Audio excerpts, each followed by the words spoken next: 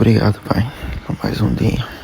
Embora que dá aquela vontade de adiar, mas está aqui, Pai, para mais uma leitura de 7 capítulos e os últimos 7 capítulos do livro de Juízes. Pai, acompanhe-me, faça-me interpretar de um jeito diferente. Estou orando em nome de Jesus. Amém. Juízes capítulo 15, verso 1 em diante.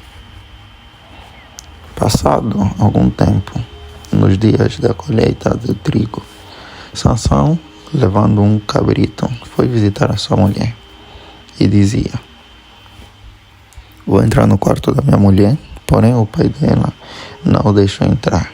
Ele disse: eu realmente pensei que você tinha muito ódio por ela e por isso a dei ao seu companheiro. Mas você não concorda que a irmã mais nova é mais bonita do que ela? Fique com ela em lugar da outra. Mas Sansão disse: desta vez sou inocente para com os filisteus, quando lhes fizer algum mal. Então saiu, apanhou 300 raposas e pegou um bom número de tochas, amarrou as raposas 2 a 2 pela cauda e prendeu uma rocha em cada par. Pôs fogo nas tochas e largou as raposas nas plantações dos filisteus. Assim incendiou tanto os feixes como o cereal, que ainda estava por ser colhido, além das vinhas e das olivas e dos olivais. Os filisteus perguntaram: quem fez isso? Responderam: Sansão, um genro de Timnita, porque o sogro lhe tirou a mulher e a deu ao amigo dele. Então os filisteus foram e queimaram a mulher e o pai dela. E Sansão disse a eles: se é assim que vocês fazem, não desistirei enquanto não me vingar. E ele os atacou com fúria, matando muitos deles. Depois desceu e habitou numa caverna da rocha de Etã. Os homens de Judá amarram Sansão. Então os filisteus subiram e acamparam em Judá, espalhando-se por Lei. Os homens de Judá perguntaram aos filisteus: por que vocês estão nos atacando? Responderam: viemos prender Sansão para fazer com ele o mesmo que ele fez conosco. Então 3.000 homens de Judá foram até a caverna da rocha de Etã e disseram a Sansão: você não sabia que os filisteus dominam sobre nós? Por que então você nos fez isso? Ele lhes respondeu: assim como fizeram comigo, eu fiz com ele. Os homens de Judá disseram a Sansão: viemos para amarrar você, para o entregar nas mãos dos filisteus. Sansão disse: jurem para mim que vocês não me matarão. Eles lhe disseram: não, nós somente vamos amarrar você e entregá-lo nas mãos dos filisteus, mas de maneira nenhuma vamos matar você. Então o amarraram com 2 cordas novas e fizeram sair da caverna. Sansão mata 1.000 homens com uma queixada de jumento.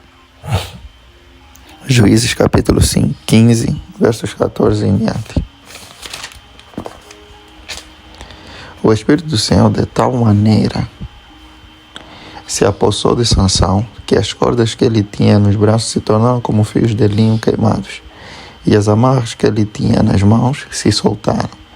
Achou uma queixada de jumento ainda fresca, pegou-a na mão e com ela matou 1.000 homens, e disse: com uma queixada de jumento, um montão, outro montão, com uma queixada de jumento matei 1.000 homens. Quando acabou de falar, jogou fora a queixada, e aquele lugar foi chamado de Ramate-Lei. Sentindo muita sede, Sansão clamou ao Senhor e disse: por meio de teu servo, deste esta grande salvação. Será que agora vou morrer de sede e cair nas mãos desses incircuncisos? Então o Senhor fendeu a cavidade que estava em Lei, e dela saiu água. Sansão bebeu, recobrou alento e reviveu. Por isso aquele lugar se chama En-Hacoré até o dia de hoje. Sansão julgou Israel nos dias dos filisteus durante 20 anos. Sansão em Gaza. Sansão foi a Gaza, viu ali uma prostituta e teve relações com ela. Juízes capítulo 16, verso 1 em diante. Foi dito aos gazitas: Sansão chegou aqui. Eles cercaram o local e ficaram a noite toda esperando por ele, às escondidas, no portão da cidade. Ficaram em silêncio durante toda a noite, pois diziam: vamos esperar até o raiar do dia, então nós o matamos. Porém Sansão ficou deitado somente até a meia-noite. Então se levantou, pegou ambas as folhas do portão da cidade e as arrancou juntamente com os seus batentes, e a tranca pôs tudo sobre os ombros e levou ao alto do monte que está em frente de Hebron. Sansão e Dalila. Juízes capítulo 16, verso 4 em diante. Depois disto, Sansão se apaixonou por uma mulher do vale de Soreque, a qual se chamava Dalila.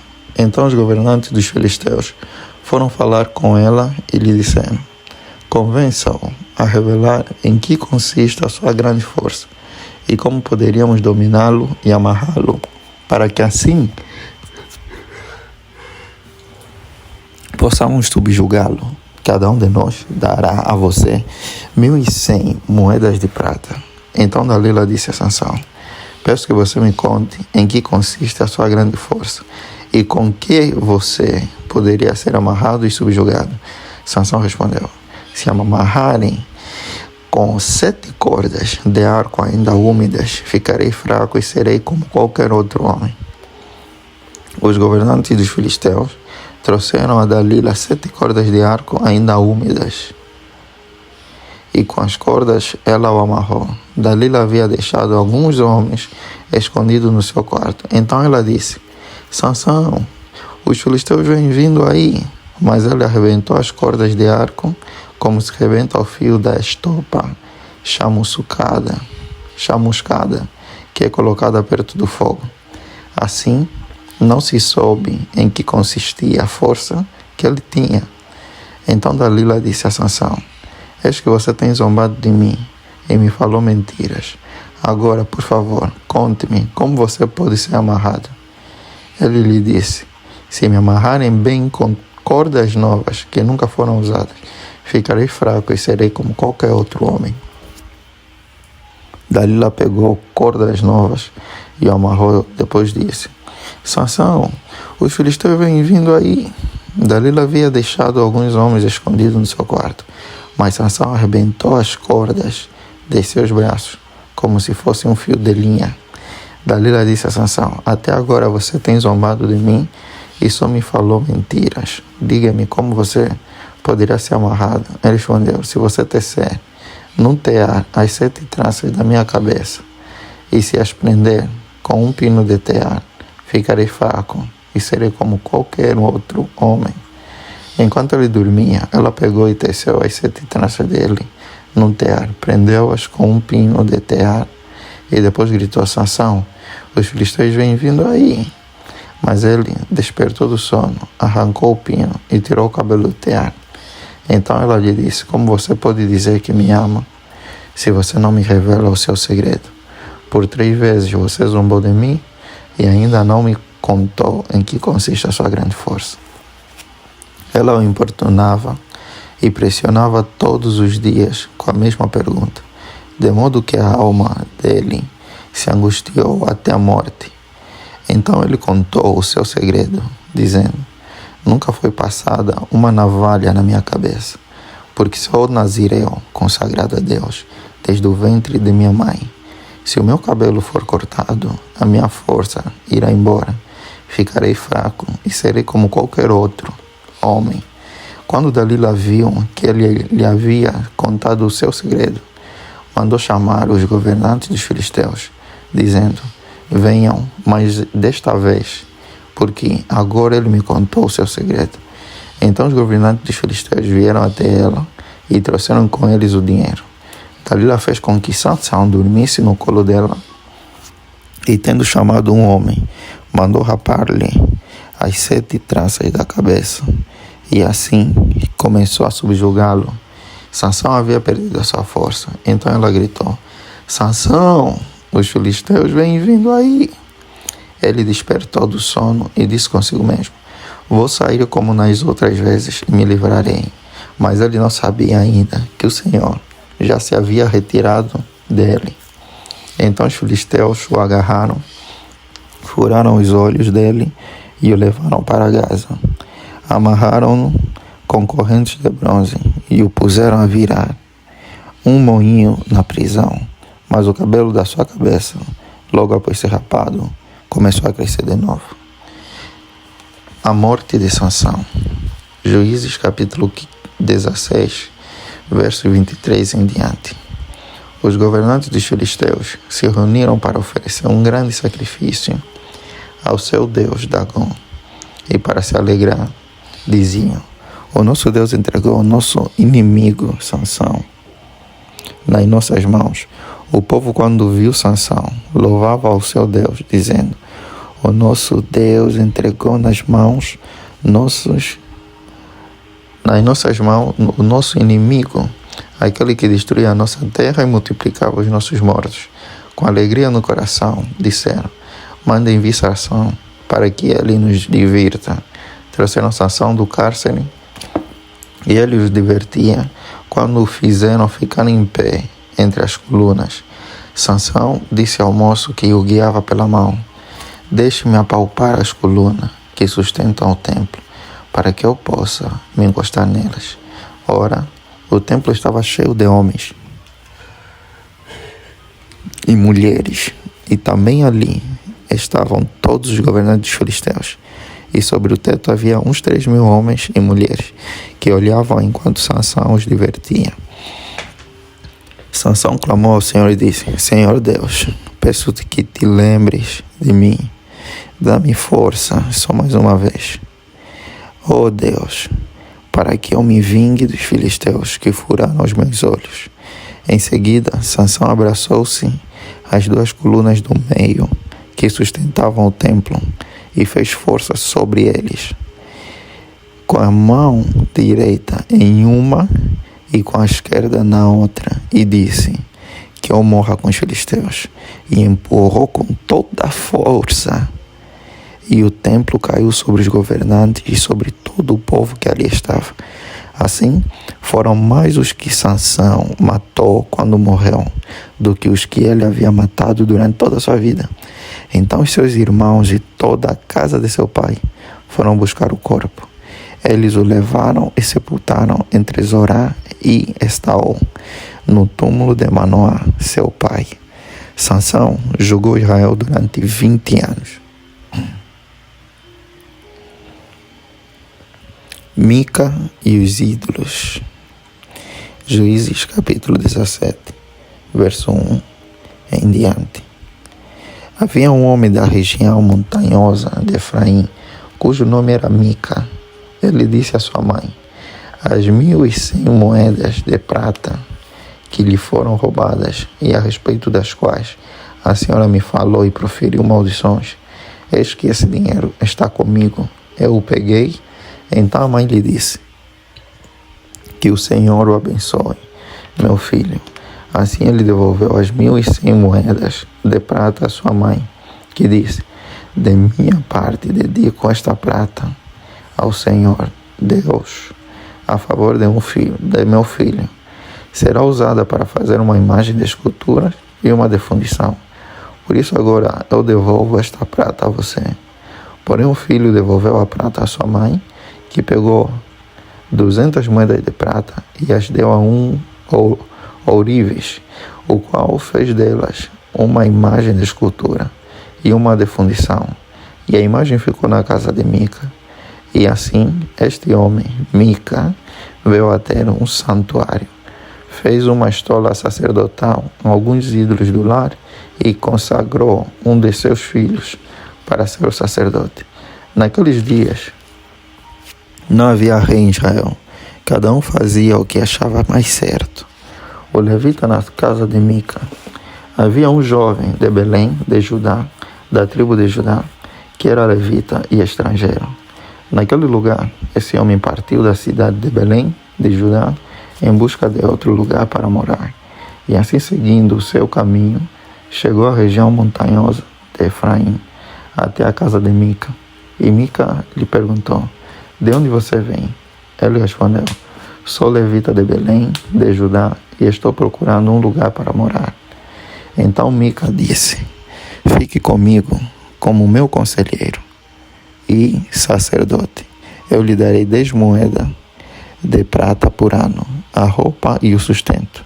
O levita entrou e consentiu em ficar com aquele homem, e o jovem era para ele como um dos seus filhos. Mica consagrou o jovem levita, que passou a ser o seu sacerdote, e o jovem ficou na casa de Mica.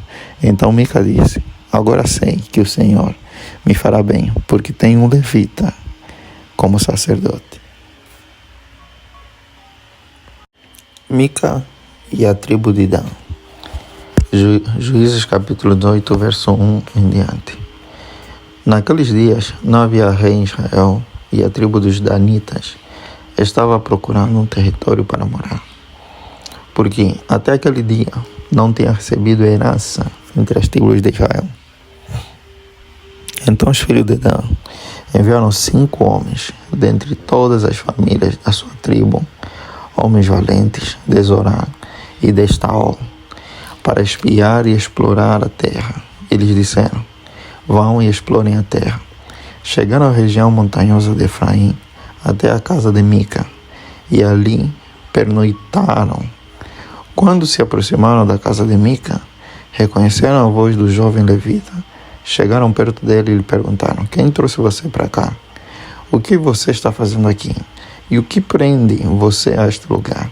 Ele respondeu: assim e assim, Mica fez comigo. Ele me contratou e eu me tornei um sacerdote dele. E eles lhe disseram: então, por favor, consulte a Deus, para que saibamos se o caminho que seguimos irá prosperar. O sacerdote respondeu: vão em paz, o caminho de vocês está sob as vistas do Senhor. Os 5 homens partiram e chegaram a Laís. Viram que o povo daquele lugar vivia em segurança, segundo o costume dos sidônios, em paz e sem desconfiar de nada. Nenhuma autoridade havia aqui por qualquer coisa os oprimisse.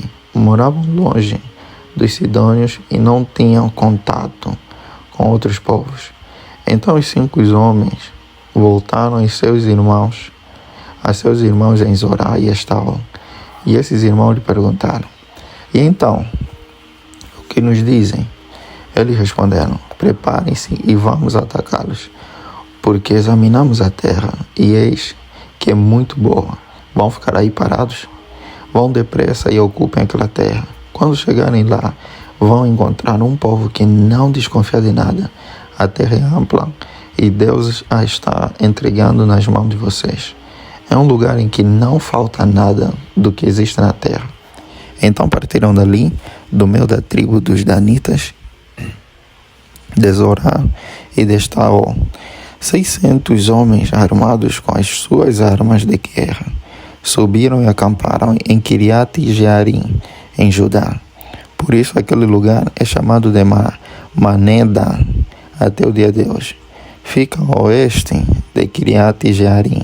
Dali foram para a região montanhosa de Efraim e chegaram à casa de Mica.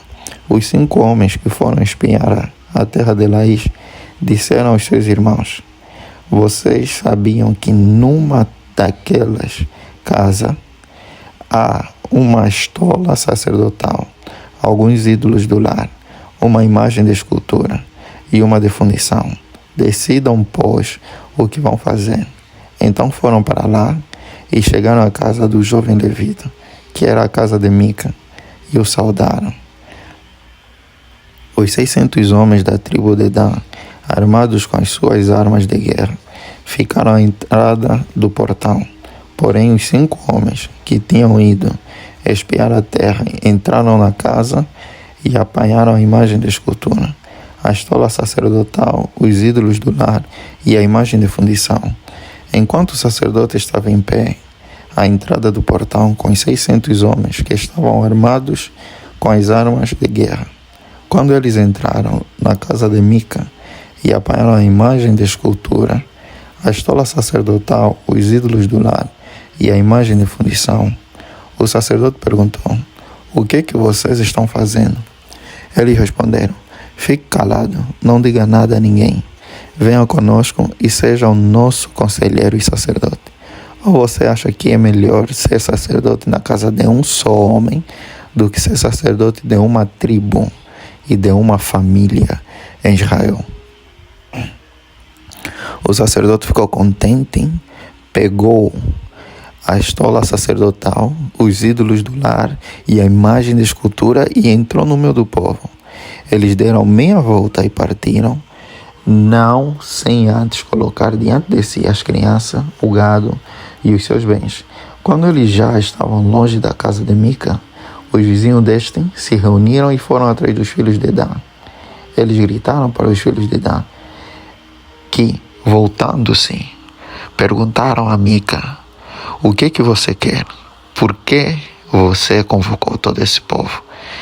Mica respondeu: "Vocês pegaram os deuses que eu fiz e também o meu sacerdote e foram embora, o que sobrou para mim.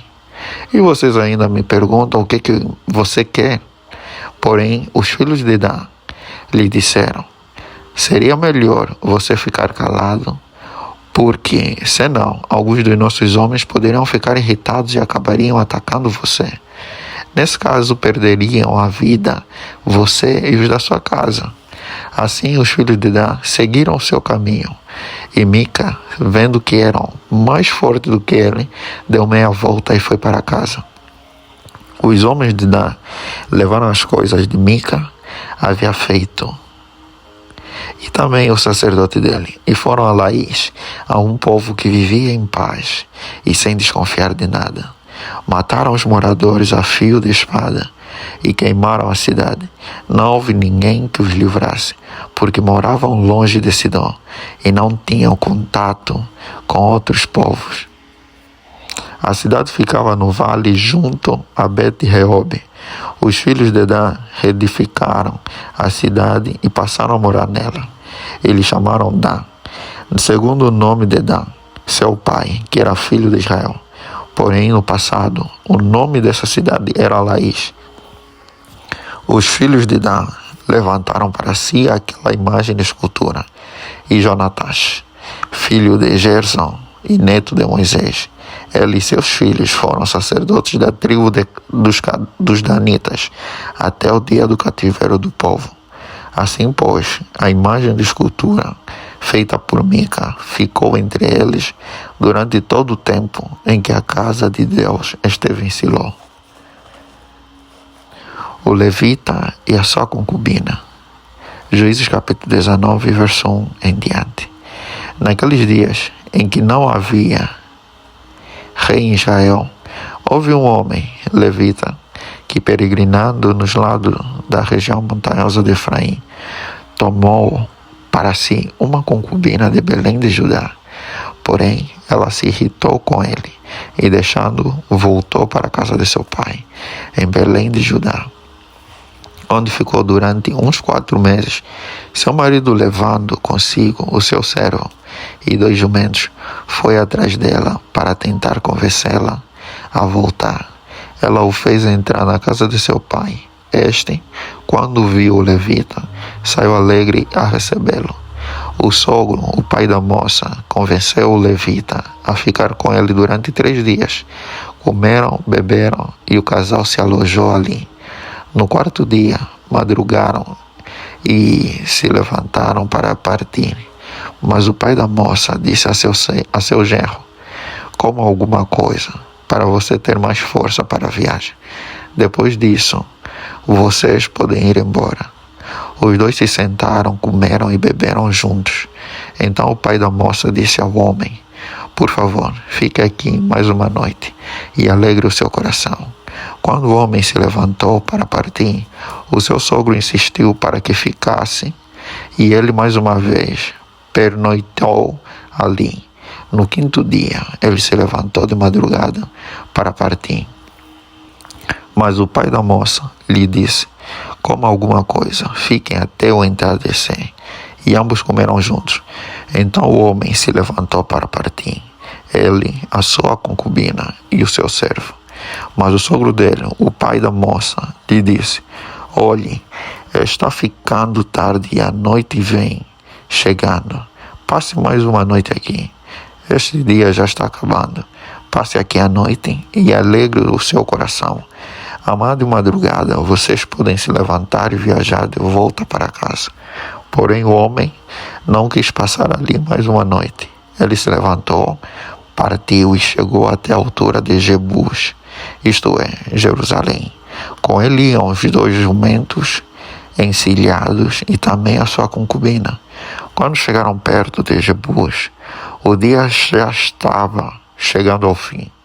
Então o servo disse a seu senhor: venha, vamos sair da estrada e entrar nessa cidade dos Jebuseus e passemos ali a noite.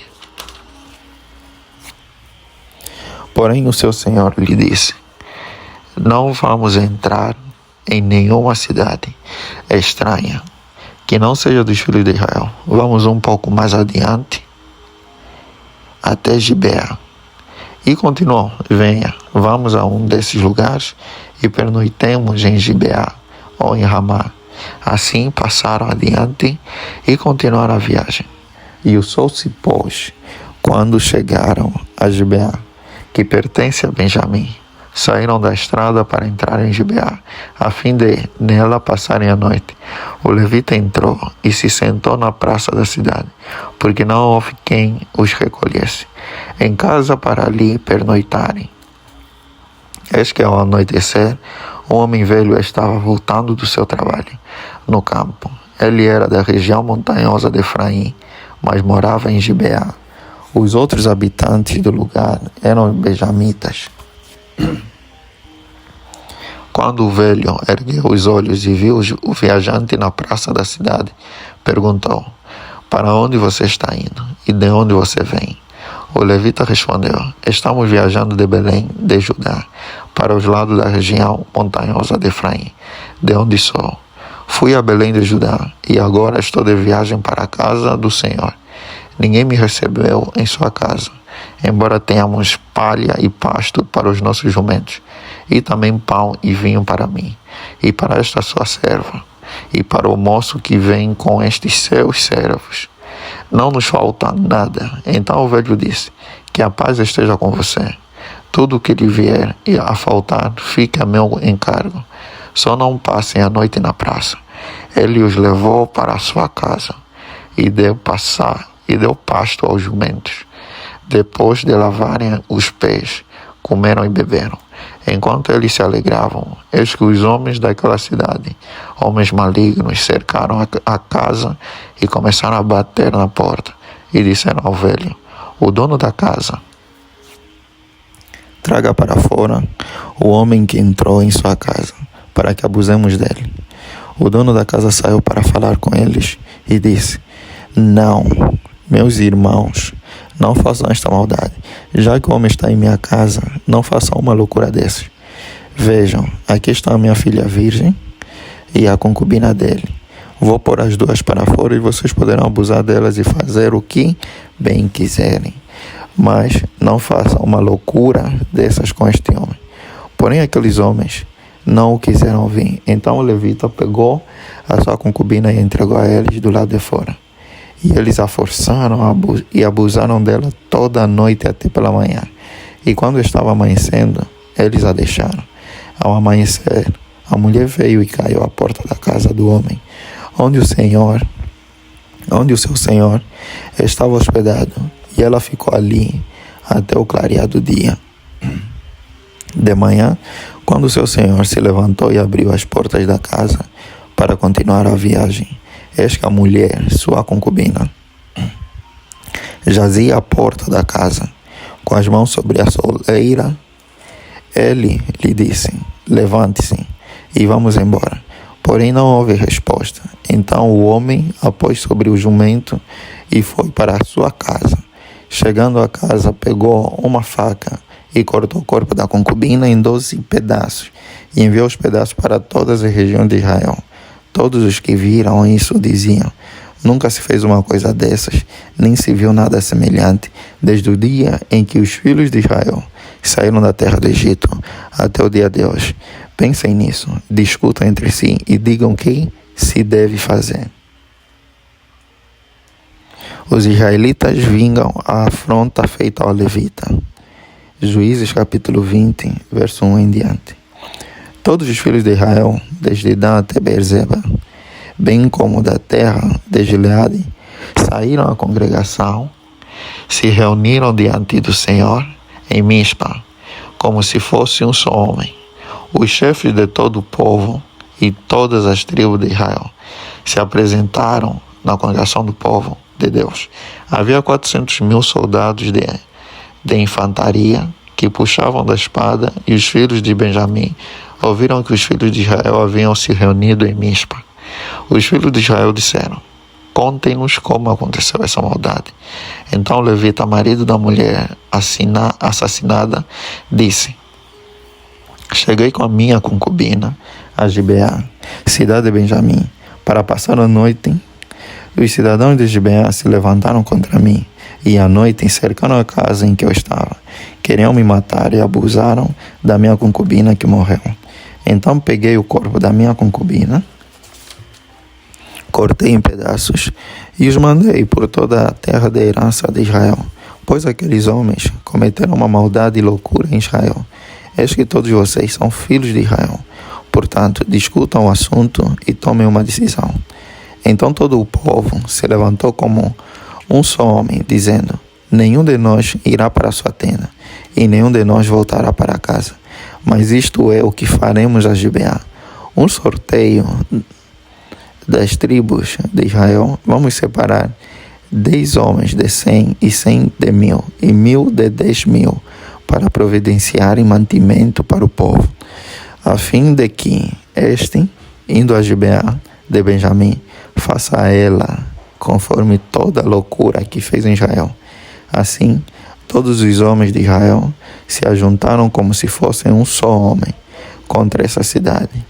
As tribos de Israel enviaram homens por toda a tribo de Benjamim, dizendo: que maldade é essa que foi feita no meio de vocês?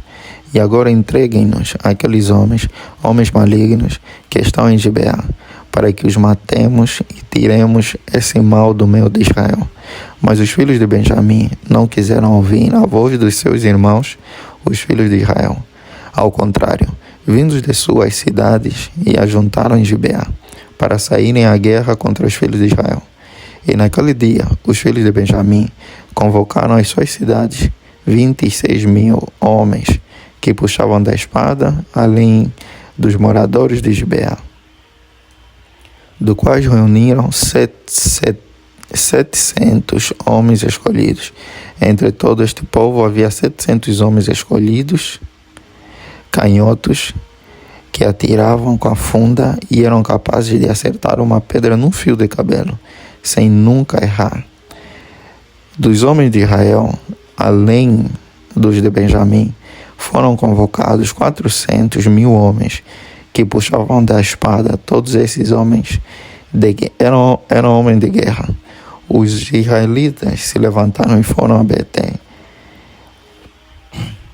Ali consultaram a Deus dizendo: quem de nós será o primeiro a lutar contra Benjamim? E o Senhor respondeu: Judá irá primeiro. Na manhã seguinte, os filisteus de Israel se levantaram e acamparam perto de Gibeá. E os homens de Israel saíram à batalha contra a tribo de Benjamim e tomaram posição de ataque contra ela junto a Gibeá. Então os filhos de Benjamim saíram de Gibeá e naquele dia mataram 22.000 homens de Israel. Porém o povo dos homens de Israel se animou e eles novamente tomaram posição de ataque no mesmo lugar onde no primeiro dia o tinham feito. Antes disso, porém, os filhos de Israel foram e choraram diante do Senhor até a tarde e consultaram o Senhor, dizendo: devemos atacar outra vez os nossos irmãos da tribo de Benjamim? E o Senhor respondeu: sim, vocês devem atacar. Assim, no dia seguinte, os filhos de Israel marcharam contra os filhos de Benjamim. Também os de Benjamim, no dia seguinte, saíram de Gibeá de encontro a eles e mataram mais de 18.000 homens, todos os que puxavam da espada. Então, todos os filhos de Israel, todo o povo, foram a Betel. Choraram, estiveram ali diante do Senhor e jejuaram aquele dia até a tarde. E ofereceram holocausto e ofertas pacíficas diante do Senhor. E os filhos de Israel consultaram o Senhor, porque naqueles dias a arca da aliança de Deus estava ali em Betel. E Finéias, filho de Eleazar, filho de Arão, ministrava diante dela naqueles dias. Os filhos de Israel perguntaram: devemos sair mais uma vez para lutar contra os nossos irmãos da tribo de Benjamim, ou devemos desistir? O Senhor respondeu: vão novamente, porque amanhã eu os entregarei nas mãos de vocês. Então Israel pôs emboscadas ao redor de Gibeá. No terceiro dia, os filhos de Israel avançaram contra os filhos de Benjamim e tomaram posição de ataque contra Gibeá, como das outras vezes. Então os filhos de Benjamim saíram de encontro ao povo e, deixando-se atrair para longe da cidade, começaram a matar alguns do povo de Israel, como haviam feito das outras vezes, pelas estradas das quais uma vai para Betel e a outra vai para Gibeá. E no campo mataram uns 30 homens de Israel. Então os filhos de Benjamim disseram: eles estão sendo derrotados como das outras vezes.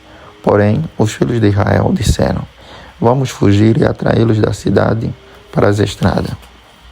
Todos os homens de Israel se levantaram do seu lugar e tomaram posição de ataque em Baal-Tamar.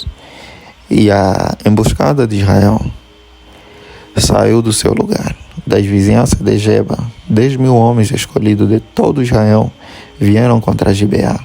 E a batalha se intensificou. Porém, os filhos de Benjamim não imaginavam que o desastre era iminente. Então o Senhor derrotou Benjamim diante de Israel. E naquele dia, os filhos de Israel mataram 25.100 homens de Benjamim, todos dos que puxavam da espada. Então os filhos de Benjamim viram que estavam derrotados. Os homens de Israel foram cedendo terreno aos benjamitas, porque confiavam na emboscada que haviam posto contra Gibeá. A emboscada avançou depressa, investiu contra Gibeá e passou os moradores a fio de espada. Os homens de Israel tinham combinado um sinal com a emboscada, que era fazer subir da cidade uma grande nuvem de fumaça. Então os homens de Israel deviam voltar à batalha. Os filhos de Benjamim tinham começado a atacar os homens de Israel e já tinham matado uns 30 deles, e diziam: com certeza eles já estão derrotados, como na batalha anterior. Então a nuvem de fumaça começou a levantar-se da cidade como se fosse uma coluna. Os filhos de Benjamim olharam para trás, e eis que a fumaça da cidade subia para o céu. Os homens de Israel deram meia volta, e os filhos de Benjamim ficaram apavorados, porque viram que o desastre era iminente. Eles viraram as costas para os homens de Israel em busca do caminho do deserto, mas não puderam escapar da batalha. E os que vinham das cidades os destruíram. No meio deles, cercaram os filhos de Benjamim e os perseguiram. E onde repousavam, ali os alcançavam, até diante de Gibeá, para o nascente do sol. Dos filhos de Benjamim foram mortos 18.000 homens, e todos estes homens valentes então se viraram e fugiram na direção do deserto, para a rocha de Rimon. E ao longo do caminho, os filhos de Israel ainda apanharam mais uns 5.000 homens. Seguiram-nos de perto de Gideão até Gideão, e mataram mais 2.000 homens. Naquele dia morreram 25.000 homens dos filhos de Benjamim, todos eles homens valentes que puxavam da espada. Porém 600 homens viraram e fugiram para o deserto, para a rocha de Rimon, onde ficaram 4 meses. Os homens de Israel voltaram para os filhos de Benjamim e passaram a fio de espada tudo o que restou da cidade, tanto homens como animais, tudo o que encontraram, e também puseram fogo em todas as cidades que encontraram. Esposas para os benjamitas. Juízes capítulo 21, verso 1 em diante, e o último capítulo do dia de hoje. Ora, os homens de Israel tinham feito um juramento em Mispa, dizendo: nenhum de nós dará sua filha em casamento aos benjamitas. O povo foi a Betel e ali ficaram até a tarde, diante de Deus. Levantaram a voz e choraram amargamente. Disseram: ah, Senhor, Deus de Israel, por que aconteceu isto em Israel? Por que hoje falta uma tribo? No dia seguinte, o povo pela manhã se levantou e edificou ali um altar, e apresentaram holocausto e ofertas pacíficas. E os filhos de Israel perguntaram: quem de todas as tribos de Israel não compareceu à Assembleia do Senhor? Porque tinham feito um juramento solene: quem não comparecesse à presença do Senhor em Mispa seria morto. Os filhos de Israel tiveram compaixão de seus irmãos da tribo de Benjamim e disseram: hoje foi eliminada uma das tribos de Israel. Como obteremos mulheres para os restantes deles?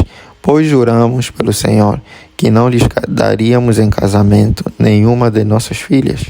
E perguntaram: há alguma das tribos de Israel que não tenha comparecido à presença do Senhor em Mispa? E eis que ninguém de Jabes de Gileade tinha ido ao acampamento, à assembleia. Quando contaram ao povo, eis que nenhum dos moradores de Jabes de Gileade estava ali. Por isso, a congregação mandou para lá 12.000 homens, dos mais valentes, e lhes ordenou, dizendo: vão e matem os moradores de Jabes de Gileade a fio da espada, tanto homens como mulheres e crianças. É isto que vocês devem fazer: matem todos os homens, bem como todas as mulheres que não forem virgens. E acharam entre os moradores de Jabes de Gileade 400 moças virgens, que nunca haviam tido relações com homem algum, e as trouxeram ao acampamento. Em Siló, que ficava na terra de Canaã. Então toda a congregação enviou mensageiros aos filhos de Benjamim, que estavam na rocha de Rimon, e lhes fizeram uma proposta de paz. Foi nesse tempo que os benjamitas voltaram e receberam aquelas mulheres de Jabes de Gileade, que tinham sido conservadas com vida. Porém, não havia uma para cada um deles. Então o povo teve compaixão de Benjamim, porque o Senhor tinha aberto uma brecha nas tribos de Israel.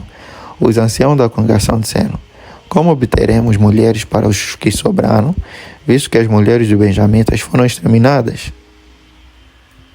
Disseram mais: deve haver uma herança para os benjamitas que sobraram, pois nenhuma tribo de Israel deve ser destruída. Porém, nós não podemos dar a eles as nossas filhas em casamento, porque os filhos de Israel juraram, dizendo: maldito o que der mulher aos benjamitas. Então disseram: eis que, de ano em ano, há uma solenidade do Senhor em Siló. Siló fica ao norte de Betel, do lado do nascente do sol, pelo caminho que vai de Betel a Siquém, e ao sul de Lebona. Então deram uma ordem aos filhos de Benjamim, dizendo: vão e se escondam nas vinhas, fiquem vigiando. Quando as moças de Siló saírem a dançar em rodas, saiam das vinhas, e cada um agarre uma mulher para si, e então voltem para a terra de Benjamim. Quando os pais ou os irmãos delas vierem se queixar a nós, diremos: tenham pena deles por amor de nós, pois na guerra contra Jabes de Gileade não conseguimos mulheres para todos eles, e vocês não as deram a eles, pois neste caso seriam culpados de quebrar o juramento. Assim fizeram os filhos de Benjamim, e dentre as moças que saíram para dançar, eles tomaram para si mulheres, conforme o número deles. Depois voltaram para sua casa, a sua herança, reedificaram as cidades e habitaram nelas. Então os filhos de Israel também partiram dali, cada um para a sua tribo, para a sua família e para a sua herança. Naqueles dias não havia rei em Israel, cada um fazia o que achava mais certo. E assim terminamos mais um livro da Bíblia, que é o livro de Juízes. E é de dar graças a Deus a tudo que nós aprendemos nesse livro. Mas sendo sincero, tem coisas que não faziam sentido, como morte de homens inocentes, como morte de vários homens, como morte de vários povos, sem motivo algum, apenas motivo de possuírem terras, embora que desafiavam a Deus, mas há coisas que poderiam ser evitadas, como assim aconteceu com Gideão.